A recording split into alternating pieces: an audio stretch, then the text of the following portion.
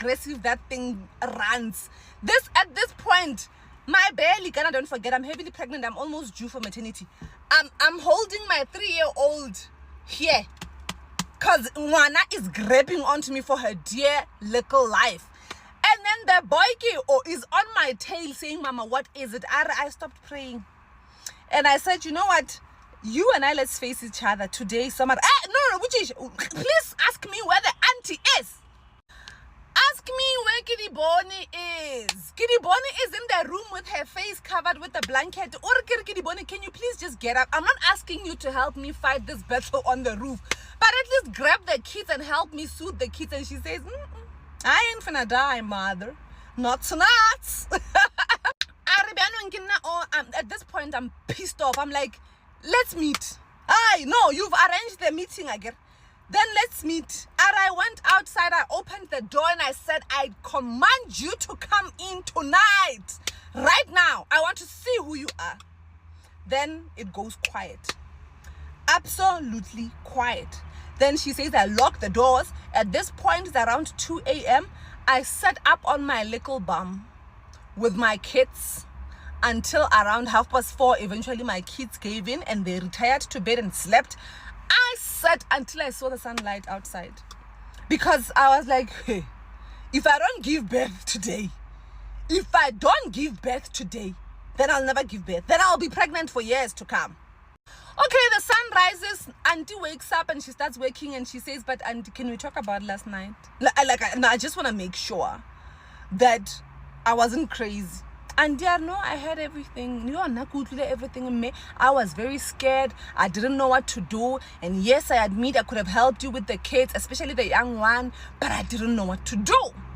Then she says, as I'm busy having this conversation with Kiriboni, I'm thinking, Mara Kiriboni, when are these things started when you got here?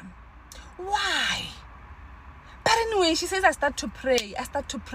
I cleanse my house with coarse salt and whatnot, just like natural things that we were raised to know what are these types of things take evil spirits away.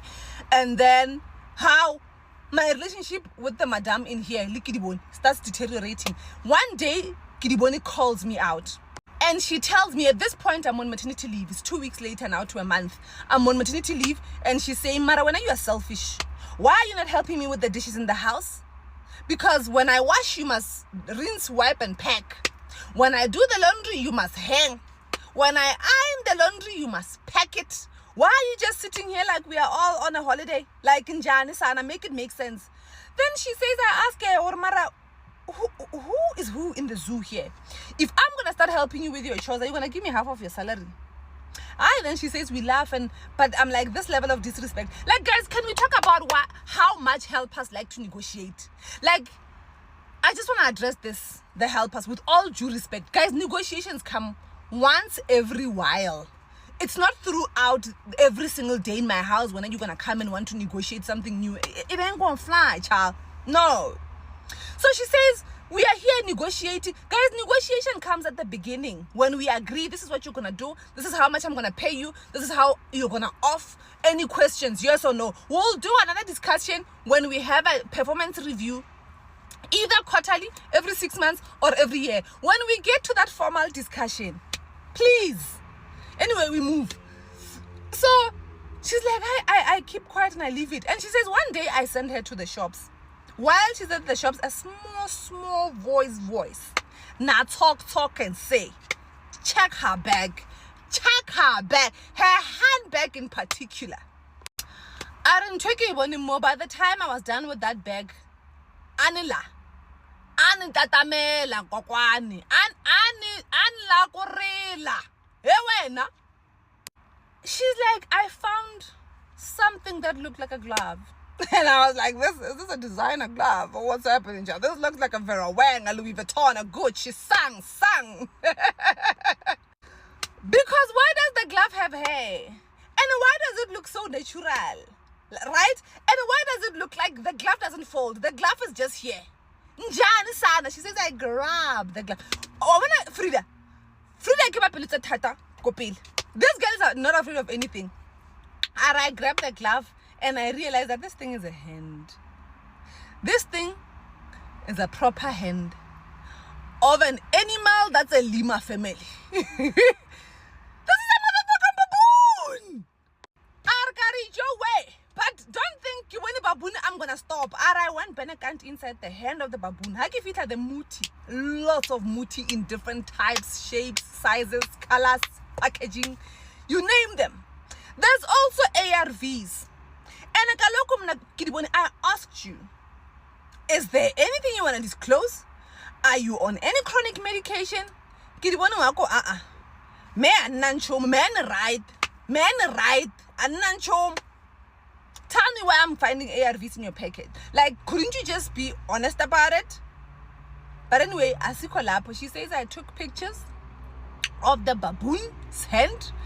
I took pictures of what I found, called my neighbors, and I said, come, please, come help me see what I'm seeing here now. Tell me why. Frida wa phone Frida, and she's saying, I think I'm gonna have to go home. Things are not right at home. At this point in time, I just got a very critical call. And she's saying that time when we're talking about critical call, I'm here pulling out what's in the glove. So the glove is signing to her, Horibona, we are being exposed here. There's a sign. That's why she's calling home, because the shrine at home is signifying for her that you gotta get here and you gotta get here ASAP. So she says, my husband is not well, I need to rush home. And she says, I hurry, come. Let's talk about it in person. She gets there, they talk in person. But when they talk in person, already Isandla Semfene is on the table. On the table, as she walks through the door, Isandla Semfene is on the table, and Frida says, Kidiboni, sit down, we gotta talk. Hi, Kidiboni. What's about phone? You got iPhone. And then why reka from Muhammad, ya dear John. Tell me why in the middle of such a big skata, I'm hot, I want to cool down. I hope I don't lose my train of thought. But if my memory serves me well, I was already explaining to you guys that Isandla Semfene was on the table. Kidiboni walks in and she starts panicking right then because she's like, didn't judge there from my bag. From my bag. And then they sit her down, they're like, Kidiboni, please explain. Kidiboni says, no, I used to work for a sangoma and this sangoma didn't pay me and I grabbed the core of his or her life, which was this hand. Guys! How do you take a sangoma's baboon hand and keep it in your bag and go work at somebody's house? Clearly, it's a motherfucking lie. It's a lie. Hi. So she starts explaining from right there that, you know what, you see me, my friend, I just took this thing because the Sangoma didn't want to pay me, and because I knew this hand was where she found all the powers and everything, I took that from her, and what you were hearing on the roof was her. She's looking for this hand and she ain't finna get it. Shem. Lena lekabiata uswitch. I've decided. Hey. So this lady says, I told her, you know what? Right here. Somar, the husband that you said is sick. Please go home and go look after him in peace. As for me and you, it ends here. Right here. Yo, guys, I feel sorry for including myself. Everybody who still needs help in their life, because for as long as you have that person in your house, you are at somebody's mercy. But a message to the helpers, guys, please don't bring things that you are not willing to disclose to your owner about. That's violating somebody else's personal space. Now we must listen to things running on the roof, and wake up and pray. And this thing wants to show us who we are, and it's all a lie. That hand is hers. That baboon hand is hers. She knows what she was doing with it, including the owl that was found dead and fainted. They are all hers. I'm so sorry for the delayed messages, guys. I'm back at kind regards, so my videos will be a bit slow, but